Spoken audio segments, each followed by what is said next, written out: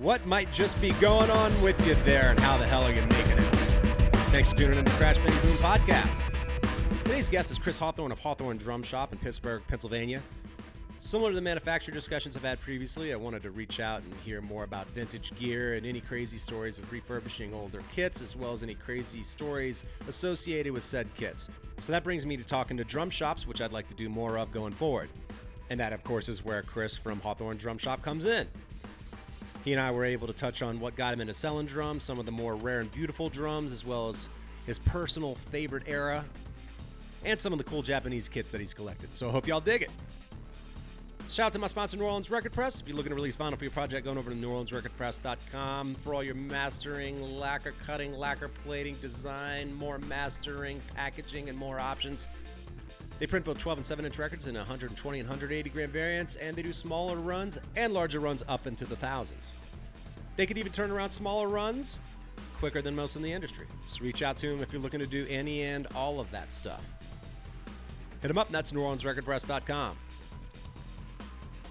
In an attempt to help out the musician community that's struggling right now, keep your eyes peeled for artists offering lessons, master classes, tutorials, and live streams, and more during this downtime from touring. Bandcamp and merch purchases can also provide some help during these tough times. And if you find yourself in Pittsburgh, Pennsylvania and want to see some drums, make sure to hit up Chris over at Hawthorne Drum Shop. You can also see some of the drums online via his Instagram at Hawthorne Drum Shop and or checking out his reverb shop. So here we go, Chris Hawthorne. Hawthorne Drum Shop it is. Crash, bang, boom. Crowds go mad with joy. All right, Chris Hawthorne of Hawthorne Drum Shop out in Pittsburgh, Pennsylvania. What's going on, man? How are you doing? I'm doing well, man. How about yourself? Doing pretty good. Just made a recent move. We, after 15 years, left New York, and now I'm out in Salt Lake City, Utah. So it's a just completely different world. Rather than buildings and this and that and the other, it's more about being surrounded by mountains, which is cool. But it's also cold as hell here. And within about 5 days of being here, I slipped on some steps from a little bit of snow and cracked my elbow open and had to get my elbow stitched shut, which was a complete pain in the ass. But other than that, it's been cool. Is it colder out there than it is in New York? It's a little different. It's a little more desertous out here, but what you do definitely get is just some of that wind and just cold air and everything coming down through the mountains, down into the valley that is Salt Lake City.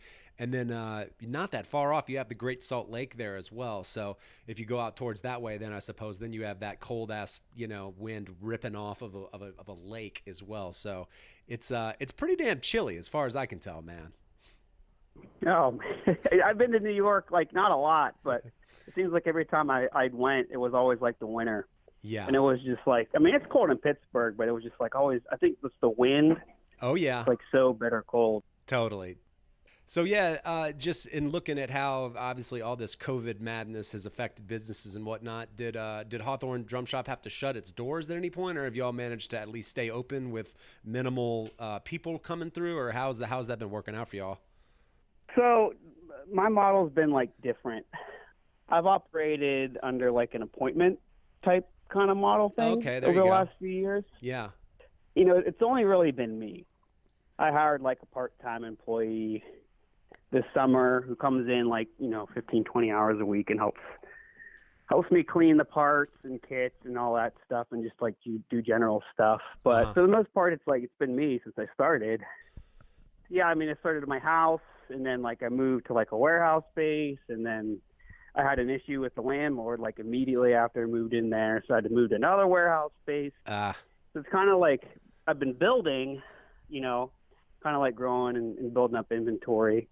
And I actually just moved again, except I moved to a retail spot. So okay, I think it was a month and a half ago, 2 months, I moved to a spot above a guitar store called Hollywood here in Pittsburgh. Cool. They have a spot on their second floor, and there's been drum shops in and out of here, I think probably for the last 15 or 20 years. Wow. But it kind of sucks with COVID because at this point I was planning on being open with hours and more traditional style drum shop, but just here in Pittsburgh it's pretty bad. It just kind of feels not like a great time to do that. So right. I'm kind of just waiting for stuff to kind of calm down a little bit. Yeah, yeah. As I was mentioning before I hit the record button, it's wild again that I wasn't really aware of what you were doing. And I guess, once again, because my wife is from Pittsburgh, her last name is Hawthorne, and I'm a drummer, obviously, and I love drum shops, but somehow I just wasn't aware what you had going on. So I guess with the warehouse that you were in prior to moving to the retail one, how long were you in the one or two warehouses there? How long was that time? Well, so I always like my friends and everything. Like it seems like every time I see them, they're like, "Oh, I heard you're moving again." You know, I think Yeah. it's been like 3 or 4 times in 2 years, and it's not like an intentional thing. Mm-hmm. But I think I was at the first one. So I mean, that was kind of funny. I found this warehouse spot. It was like super cheap. You know, obviously it wasn't like the nicest thing, Mm-hmm. but it was like an old hospital. Wow. They had torn out like a lot of the walls, and so yeah, it was kind of creepy. But it was a lot of space for cheap, and so like I had this long conversation with the landlord, and then I move in, you know, get stuff set up and start working, and then he emails me. He's like, "Hey man, like you got to stop like making noise with your drums." Oh, come on. What the fuck did he think it was? Well, exactly, you know, and I'm like, hey man, like we definitely talked about this for like a good hour before I moved in, because like you're concerned, you know, you're making a whole bunch of drums and there's other tenants in the building, but I think I started to look for a new spot after 4 months. Oh God. And it took me a while to find another one, and then I found a cool one that was actually like right down the street. And I was there for a year and a half, and it was great, like great landlord, like cool looking spot, like industrial type thing, kind of like Pittsburgh is. Uh-huh.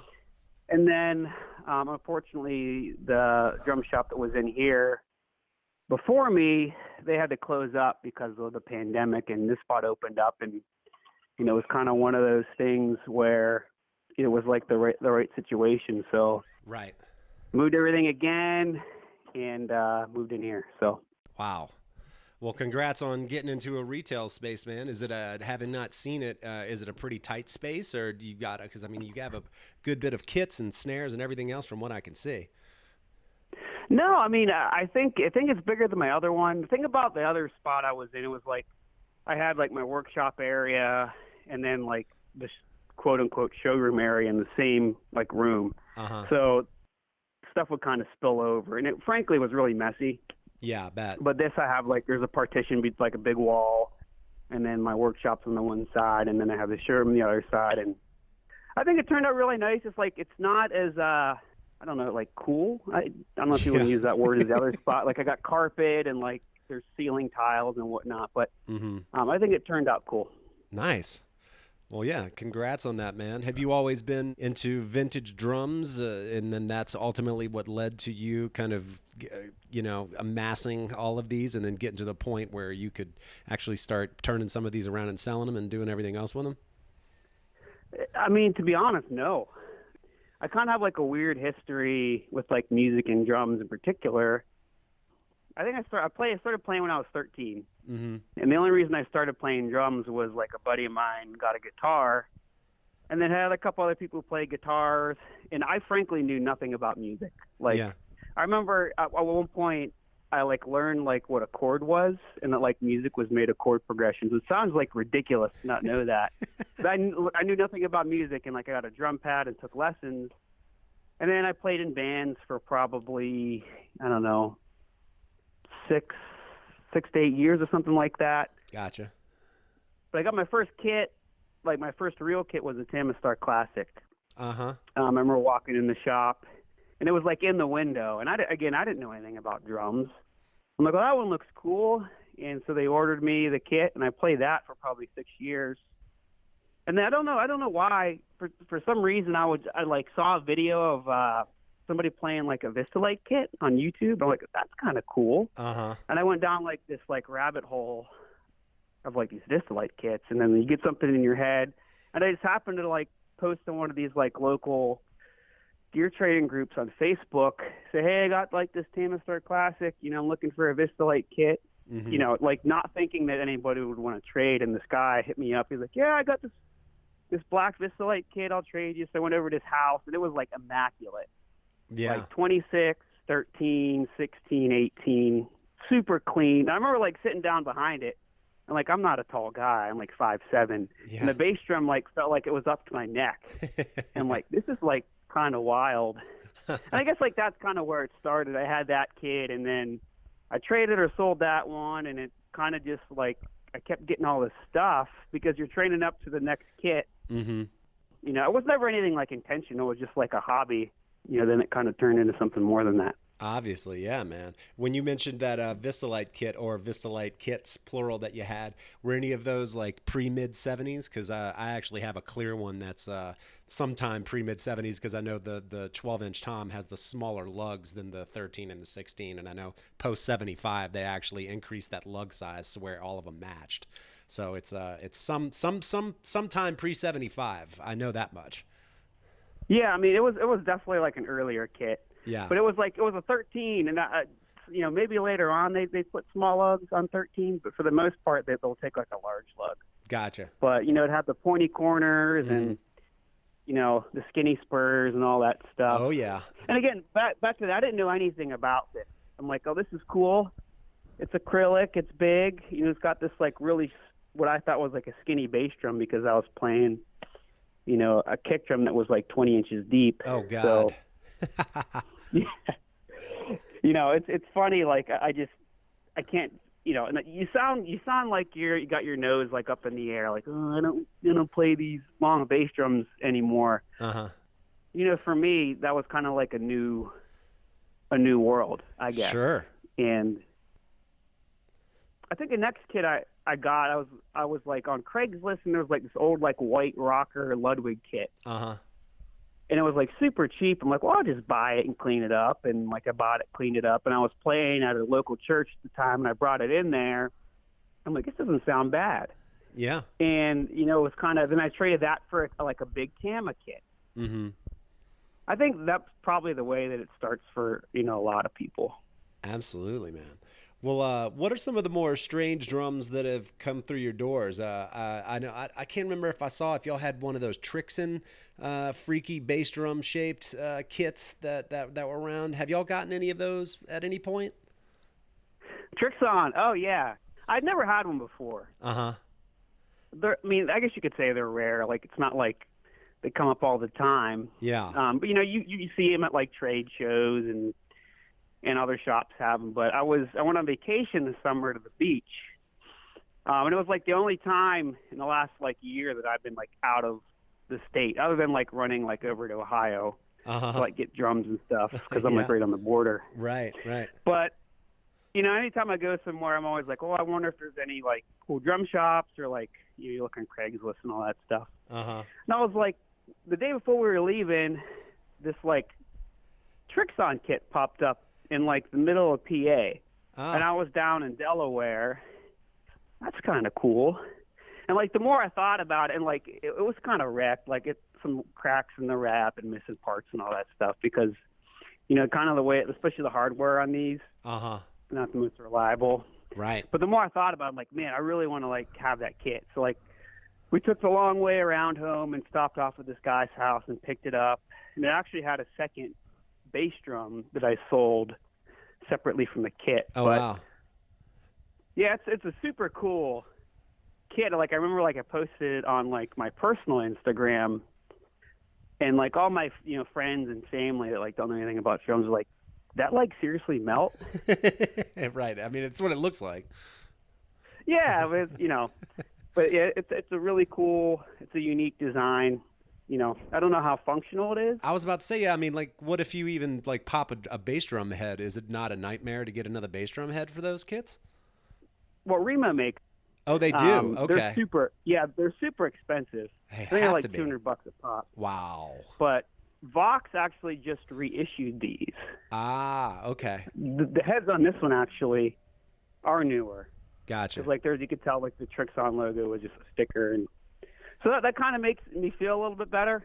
Yeah. You know. Totally. But Yeah, that's probably one of the weirder ones I've had. Oh, absolutely. I mean, you mentioned Vox reissuing those, which I didn't know was a deal. I didn't know that Vox was even making drums if that was the case anymore. I mean, the last time I remember seeing Vox drums was probably in the James Brown band with his drummers playing Vox drums, and maybe a few of the drummers of that era. But I haven't seen Vox drums around hardly at all. Are they still making drums? I don't think. Yeah. If my like memory serves, I feel like another company, and I don't know the name. I should put out the kit under the Vox name. Oh, got you. Okay. I don't know. Like, I want to say Gibson, and it probably wasn't, but you know what I mean. Like, it's not like they're making this big comeback. Right. Exactly. I hear you, man. What are some of the more rare drums that have come through? I mean, I've seen a couple, one or two or three, at least, like 20s era, like Ludwig snares and whatnot. So I'm sure you've had even more stuff come through. Is there some particularly rare stuff that's been really cool that you've gotten your hands on? Probably the rarest kit I ever had was, I can't remember if it was probably late 50s. It was a green sparkle Gretsch. Oh, wow. It was 18, 12, 14. Wow, a little jazz kit. Yeah, and it was the 14 and the 12. I think they were all 3-ply actually. Yeah. Which is like, really, especially in those sizes. But like it popped up on Craigslist or Facebook like real late at night as like a kid's kit, and I was like looking at it, I'm like, that's definitely like a Gretsch. And I had to wait like a week and a half to meet the guy, and I was like kind of sweating. And then like he shows up, and there's this like Gretsch, like bop kit, and these like really rare sizes. Wow. But the bass drum was like wrecked. Oh. I think I sent it to Jack Lawton, and I think he told me that he plugged like 51 holes in it. Whoa. Which is insane. Yeah. So like somebody at some point, what they did was they took the original green wrap off, and then they put Rogers hardware on it and put like newer green wrap. But at this point, it was done in like the 70s because the newer green stuff they had put on was actually faded. Right. It's like you give a 3-year-old a drill. And that's what it looked like. But he did a good job on it. He like filled all the holes and like used kind of a faded wrap. Took a while to get done, but that was probably the rarest. Wow. And then there was another kit that I think about all the time. It was a thermoglass. It was a 70s thermoglass kit, 26, 13, 16, that was being sold by the daughter of a guy who was a drummer. Like this fella, I think he was in his 80s. He was super nice. He bought it off of somebody in the early or late 70s who had bought it for their kid, and their kid had played it like for a week. And then just put it in cases. And he was in like a polka band or something. I can't remember. Yeah. But I remember like showing up at his house, and he took the kit out, and I've never seen anything like it. Whoever ordered the kit was trying to like mimic what Bonham did. I think Bonham had like a Rogers mount on his, like a automatic mount. And they used the Ludwig standard mount on the side of the bass drum with like a standard tom mount coming out of the side, which I've never seen. Like it kind of mimics a rail, but it's like way more reliable, which was cool. But the craziest part was there was a second bass drum. Oh. So we're looking at this, and I'm like, man, this is so cool. He's like, well, there's another one. And he opens up the fiber case, and it literally looked like it had never been played. Wow. Like the thermoglass was like not faded at all. Looked at it like it just left the factory. Original heads, like super clean. Wow. And there was a Superphonic too there, and he opened up that case. I remember picking it up and like literally putting fingerprints on it. Whoa. Usually that'll happen like when you clean a drum, but like this drum hadn't been touched. Oh man. Yeah, that was a really cool one. Damn. Super cool, man. What's as far as one of the more beautiful kits that you've seen come through? I saw one in particular that was really cool. It was like a gold, non-sparkle, kind of gold gloss wrap over a Gretsch kit that almost looked. I mean, it almost looked like copper, almost like the Q drums that are out there. But it was a Gretsch kit that I thought was especially beautiful that you had. But what are some of the more beautiful ones that you've gotten your hands on? That was a Gretsch. I think it was like a faux copper mist kit that a friend of mine in Nashville, he does a lot of like re-wrap work. He had worked on that kit. That was a really cool kit. Oh yeah. I mean, I've had a bunch of like really nice psychedelic red kits. Oh cool. That's one of my favorite wraps. I think it is for everybody. Like a lot of green and blues. Those have been really cool. Yeah. I had a Starlight Sparkle. I've had some of those drums. Those are Gretsch. That's probably my favorite sparkle color. Cool. And even like a lot of the MIJ stuff, like the Japanese stuff, I really like. Yeah, I wasn't familiar with that. Yeah. I kind of compare them to like Gretsch Catalina kits. Because like Catalina kits are, they're made overseas. They're made by Gretsch. And I think like a lot of, like vintage guys, like me or whatever, kind of like stick their nose up at them because they're not like American-made drums. But from what I understand, they sound really good. And that's kind of what like the story was in the 60s and 70s is these Japanese companies are kind of trying to get into the American market, right? We had Ludwig, we had Gretsch, Rogers, all that stuff. Yeah. But they would like pick these kind of wild-looking wraps, which are really super thin and like crack really easy. Like, frankly, like the drums are really junky in terms of the wood. Like it's like basically firewood. Wow. But like some of the kits are awesome. I just bought I guess you call it like a black onyx kit. So like Rogers did a black onyx. And it's faded, so it's like kind of like an off-white and black. I have this Tempro kit that I actually just listed. Yeah, I was going to ask you about that as well. It kind of looks like Ludwig did a lemon strata, which is another really nice finish. Right. That Ludwig did. Kind of the same thing as them, like yellow and black bands. But it's like half the price. Right. So a lot of that Japanese stuff I really dig. And then like, I really like drums that are beat up too. Got a fella come in the other day and he's like, yeah, I have this old Slingerland kit. It's pretty messy. And I'm like, he's like, describe it. And I'm like, well, did somebody take the wrap off? He's like, no, it's just the original mahogany, but it's like all like chipped up and worn. I'm like, that sounds awesome. There's another kit that I saw up there that I wasn't familiar with, the Stewart Kits that had really cool wraps. What's the story with those? I wasn't familiar with that brand of drums. Yeah, that's the Japanese brand. Gotcha. So there's a few factories in Japan that would put out drums. There was the Hoshino factory, which I think eventually turned into Tama. I have a book on it, which I haven't opened yet. And then I think the factory eventually became Pearl. Gotcha. Okay. I've seen maybe 20, 30 different names of the drums, the tags they put on the drums or the badges. Oh, really? And they're called stencils because, like, pretty much, there's a few different shell designs, like a really thin Luan shell with reinforcement rings, which is the common one. Right. There's a thicker Luan shell, and then maybe like a couple other ones, like a 6 and 6 shell. But they put all these drums with kind of like the same design with different names. So there's like Stewart, Pearl was this, I guess you could call a stencil brand back in the time. Tempro was, obviously you just asked about the Tempro kit. That was another one. Yeah. Mercury, Kingston. But, there's a ton of them.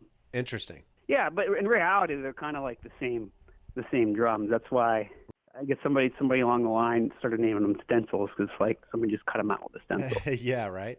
That is super cool.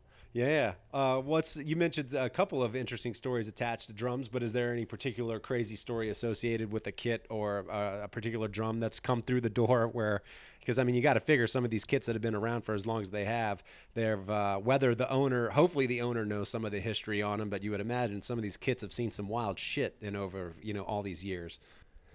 Yeah. I'm trying to think if I have any stories. I mean, frankly, like based on like what some of these drums look like, I kind of don't want to know.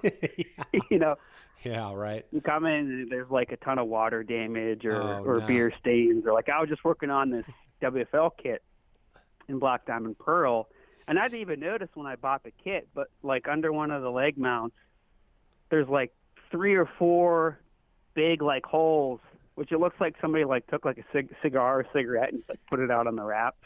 Oh man. That's kind of cool, I guess. Like, right. I would never do that to a drum. Yeah. But There's been a couple kits that people have told me that have been like owned by famous drummers, and I don't know. Maybe I don't really know if like people care about that anymore though. Yeah, right. I feel like the collector thing is kind of on its way out, and I don't know why. If it's because like people who are my age or younger, maybe a little older, just don't have the money or they don't care. But I don't know. Like I'd have a hard time spending like thousands and thousands and thousands of dollars on a kit or a drum that was owned by somebody famous. Yeah, right. Just because. Yeah, maybe that's just me. Oh no, I hear you, man. Absolutely, they're expensive enough. Like I totally get that.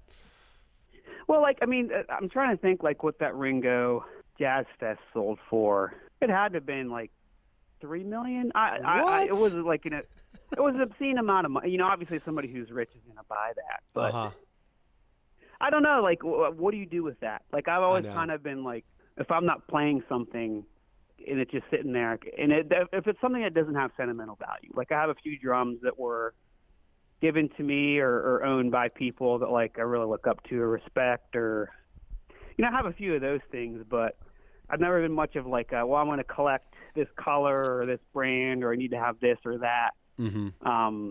It's all about like what I can use. Right. And not that, people who collect or do that type of thing are wrong. Mm-hmm. I'm not saying that at all, but it's never kind of been my thing. Right. Of the drums that have come through, and it sounds like you've got no shortage of vintage drums. I know people in particular love the 3-ply drums from the 60s with reinforcement rings and stuff like that. Is there any particular era of drums that from hearing what they sound like, you feel like it was kind of a golden era? Oh, man. I mean, honestly, like anything Camco is really hands down my favorite. Yeah. Really? And oh, yeah. Have you played one of those kits? No. Oh, goodness. And, honestly, like, I do this thing on my Instagram. What I'll do is, like, I'll post, like, I'll set my phone up and, like, I'll play a drum kit. Mm-hmm. And then, like, I'll take the audio and just put the audio on my feed, like, on my story, and, like, say, well, guess what brand this is or what sizes they are. Uh-huh. And it's kind of like a thing, like an exercise where, like, because you think, like, oh, well, I love 3-ply drums, or I like, Rogers Cleveland shells or this or that. Mm-hmm. So it's kind of like the idea is to kind of get you out of your preconceived notions of what you like. Sure.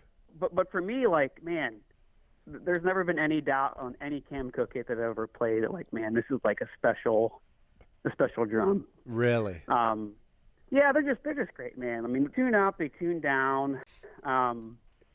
Like they're a little undersized, so you don't have any issues with like head spinning, or excuse me, like sometimes you get an old drum and it's maybe gone out of round over the course of time. Like I have this green kit, and I got it, and it has all original heads on it, like completely original hardware, but you have to like jam like a regular ambassador on it. There's like no reason for that. But right. Camco, I've never had any issues with that.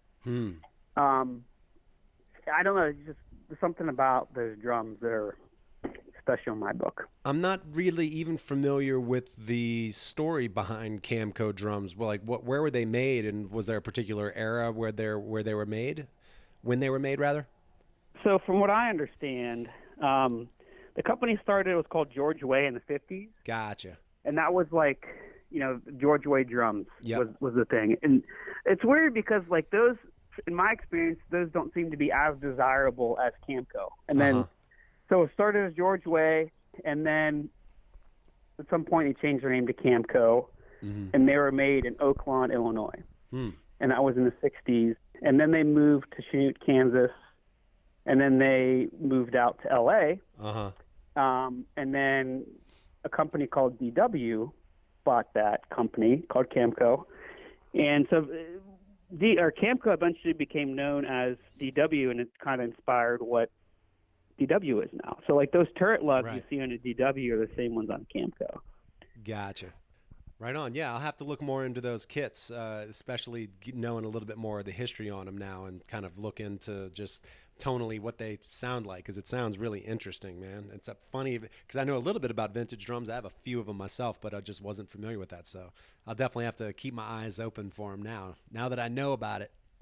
I'm going to ask you what kits are like, what kind of drums do you have? You said you had some vintage stuff. Yeah, I've got some. I have that clear Vistalite kit. It's the 2212, 1316 standard, from those 70s kits. I have like an 80s, I want to say, Yamaha 24x14 bass drum that I rewrapped to match some modern. It's the Pearl Masters MCX, I want to say, those maple kits that they put out. In particular, the ones that they put out maybe 5, 6, 7, 8, maybe 10 years ago even. And then so those the wrap matches that. I have a Sonar Force custom jazz kit, which is the 2010, 12, 14 that they put out kind of in the late 90s, early 2000s. I got one of those kits and then decided to wrap that. So I wrapped that in a kind of a Bermuda sand wrap. So it looks great. I got the new hoops for it with the inlays to get the stripe on the bass drum rims, and that kit looks killer. That's actually down in Louisiana at my mom's house. It never really gets played unless I'm in town. But it was a hell of a project to rewrap all those drums and take everything and then reassemble them. So I've actually gotten some experience wrapping drums, but it is time consuming doing that shit. So you did all that yourself? Yeah. God bless you. I've never had any interest in like rewrapping stuff. Not because I think it's dumb, like not that at all. Just like it seems like so much work. It is. I underestimated it. I mean, just doing that bass drum, because I had to get the original wrap off, so I had a friend help me with that. Getting the original wrap off was a complete pain in the ass, and then you have to get all the original adhesive off, and then kind of sand it down and clean it, and then make sure, because of the dimensions of the drum, they don't make wraps, I believe, bigger than 16 inches in diameter. So anything beyond that, you're actually overlaying, and it's two separate pieces of wrap, So you've got to line all that up and then get the edges down and then reassemble it. It is wildly time consuming. Yeah, I mean, I get enough stuff in that like has been wrapped, and you could tell the guys that have like kind of just done it on like a whim, and then the guys like took the effort to do it. But I just have never had that in me. So good for you, man. That's great. Yeah, I'll send you a picture of that kit. And then, of course, just snare-wise, I think I'm like, I've got about 9 snares. I went through a snare selling phase for a while there. And then, of course, after selling all those was like, I got an itch to buy more brass snares. So I got like 2 different, I kind of like some of the older pearl brass snares that they have. They've got a couple of them that's like black nickel over brass. It's not seamless like a Black Beauty, but it is kind of like a poor man's Black Beauty. And I've got those. That's the Sensitone Elite series, I believe, that they did. And then I've got one of the 90s brass free floaters, and then a full brass one. And then I got the Gene Krupa, I believe Radio King, which is chrome over brass. And then 2 Supraphonics 5x14s from 76, because I was born in 76, and the first one that I got, I was like, this drum rules, I might as well get another one to see if it sounds any different, which was kind of excessive, but whatever. And then I got an Acrolite, and as well as an old Premier drum, and I got it's just a steel, I believe. I don't think it's aluminum. I think it's a steel Premier shell. And then I got the original, like kind of old school Premier die cast hoops, which are really interesting. Oh, true. Yeah. And put those on it. So that's a pretty cool drum. That snare is actually down with the jazz kit I was telling you about down in Louisiana. So that's kind of just the kit I get to rock out on at my mom's house when I go back and visit them. But it's a little crazy, because I mean, between all the cymbals that I have and the 2 drum sets and 9 snares, thankfully the move out to Utah here, we have room. We bought a house, so I'm gonna have a basement finally to where I can set up hopefully acoustic drums and be able to play them without driving neighbors crazy. So that should be awesome. That's awesome. I have 0 drums at my house, so I'm kind of jealous. I hear you, man. Speaking of kits, you asked me what kits I presently have. I don't know if you mentioned or not, like what kit or kits presently you own. If I'm going to be 100% honest, right now I personally own 0 drum kits. Amazing. Well, no, it kind of sucks, man. I mean, I haven't gigged or like even played with like my band since March. Wow. I think we had like a gig. We had a gig booked like the week after, or like a Saturday that like they like announced they started to like quarantine everybody. Yeah. And at that time, like I was playing a Q kit. Are you familiar with Q drums? Absolutely. I've interviewed Jeremy Berman of Q Drums. Yeah, Those drums are cool, amazing. Man. Those drums are awesome. He's a great guy. He knows. You think like you know about drums until like you talk to him. Yeah. And then like he's like dropping like all this like knowledge and this terminology, and I'm like, cool. Like I know that this has rings in it, you know. But right.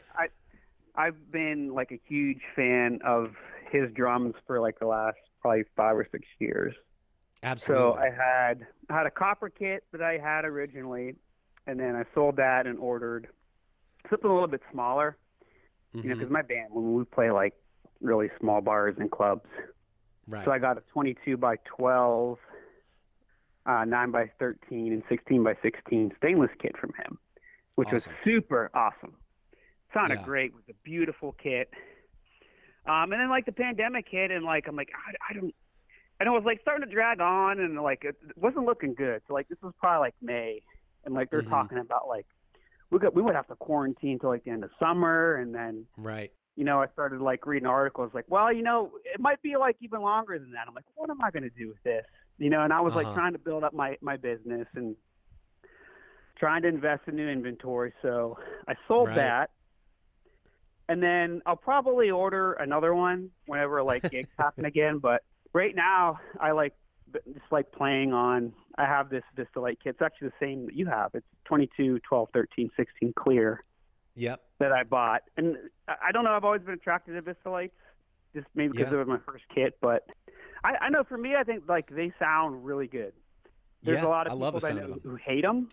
And like I get it, but like I like a really like big, dead, open sound. Yeah. I mean, there's no port on the bass drum, you know. Right. So I've been playing on those, and I'm kind of hoping that no one buys them because like maybe I'll just hold on to them and. There you go. There's your kit. That'll be one of my kits. That's awesome, man. Right on. What is going on with 2021? Just trying to feel it out and hope everything lightens up. And I don't know. What's any particular plans for you? So, and I think I had mentioned this, but I actually haven't even kind of told anybody, you know, outside of, you know, my friends and people who live around here. Is I was actually hoping to like be open, like full retail hours and whatnot by now. Yeah. But our local like government, like our state government, they like closed all the gyms and all the restaurants and all that, which is totally understandable. But like I think I said this, like I just can't responsibly be like, hey, like everybody come here and like shop in person now. Like it's not a good look. Yeah. So I'm hoping by like, and I'm not sure when this will air, but my goal is hopefully by January, stuff will kind of like be heading in the right direction where I can open up. I hired an employee, a good friend of mine who's a drummer who's going to work, and I'll have open hours. And I'm really excited for 2021. There's not really like a quote unquote drum shop here. Right. But there's not like, I don't want to say like a true drum shop, but drum dedicated shop for sure. Right. Yeah. There's nothing like that here. So I'm kind of excited about, you know, having people just come in and, you know, it's probably annoying to have to email somebody or DM somebody to come check out a drum, which is what people have had to do for the last 5 years. Right. Or whatever. Yeah. But, yeah, it's really exciting, man. I mean, I don't really know anything about retail. Like, I ordered a bunch of heads and sticks and started carrying, like, new cymbals and all that. Yeah. So it's kind of a new adventure, I guess. Yeah. I'm looking forward to it. Absolutely. Shit, man. Well, best of luck. And again, if I get down there or over there, rather to visit my my wife's family, I'll definitely have to reach out to you and catch up, man. Oh, that would be great, man. I really appreciate you having me on, man. Thank you. No doubt. All right, everybody, thanks for tuning in. Thanks to Chris for rapping. It was definitely cool hearing about some of these lesser-known Japanese brands of drums and just the Camco line and particular eras that he digs, etc. And definitely a cool shop and a cool dude to boot. So check him out if you're in Pittsburgh, or if you're remote, check out the Reverb page and or the Instagram page. We'll catch you on the next one. Crash, bang, boom.